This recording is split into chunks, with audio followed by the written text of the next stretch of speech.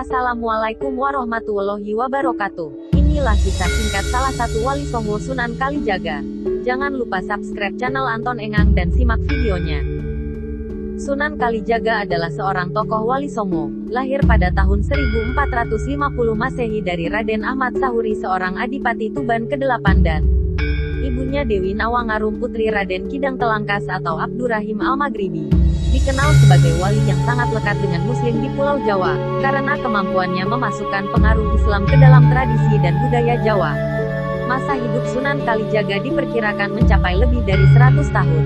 Dengan demikian ia mengalami masa akhir kekuasaan Majapahit berakhir 1478, Kesultanan Demak, Kesultanan Cirebon dan Banten. Beliau ikut pula merancang pembangunan Masjid Agung Cirebon dan Masjid Agung Demak. Tiang tatal atau pecahan kayu yang merupakan salah satu dari tiang utama masjid adalah kreasi Sunan Kalijaga. Tahukah Anda bahwa Sunan Kalijaga adalah salah satu tokoh dari wali songo yang sangat berpengaruh dalam penyebaran agama Islam di tanah Jawa? Ilmu Sunan Kalijaga dapat dibilang cukup tinggi, sehingga beliau dapat menyebarluaskan Islam di Pulau Jawa. Nama kecil Sunan Kalijaga adalah Raden Said dan diperkirakan lahir pada tahun 1450. Beliau adalah anak dari Adipati Tuban yaitu Tumenggung Wilatikta atau lebih dikenal dengan Raden Sahur. Sunan Kalijaga mempunyai beberapa nama lain yaitu Lokajaya, Syekh Malaya, Pangeran Tuban dan Raden Abdurrahman. Asal-usul nama Kalijaga ini menurut masyarakat Cirebon berasal dari desa Kalijaga di Cirebon.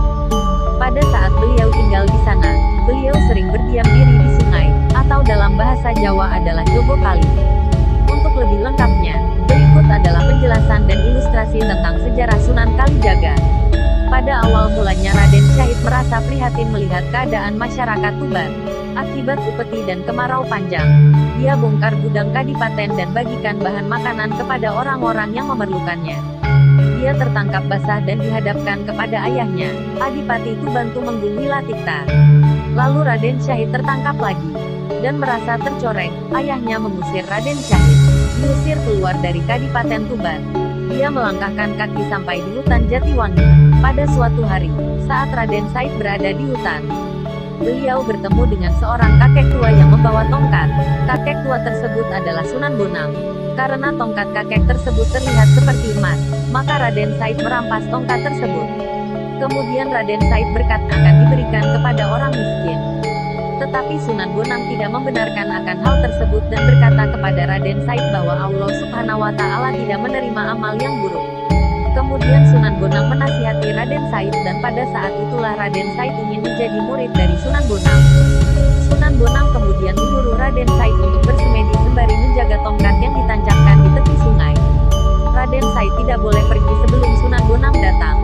3 tahun berlalu, Sunan Bonang datang dan Raden Said masih menjaga tongkat tersebut. Pada saat itulah Sunan Bonang memberi nama Raden Said dengan nama Kalijaga. Raden Said diberi pelajaran tentang agama Islam oleh Sunan Bonang. Kemudian Raden Said mulai berdakwah dan menyebarluaskan agama Islam. Beliau memilih kesenian dan kebudayaan seperti wayang kulit, gamelan, seni ukir dan seni suara suluk sebagai sarana dakwah. Selain metode penyebaran agama Islam yang efektif, beliau juga memiliki ilmu yang tinggi. Hal itu membuat sebagian besar adipati di Jawa memeluk agama Islam, seperti Adipati Pandanaran, Adipati Kartasura, Adipati Kebumen, Adipati Banyumas dan Adipati Pajang. Kisah singkat Kanjeng Sunan Kalijaga wafat di kota Demak. Ia kemudian dimakamkan di desa Kadilangu, dekat kota Demak Bintara. Demikian kisah singkat Sunan Kalijaga. Wassalamualaikum warahmatullahi wabarakatuh.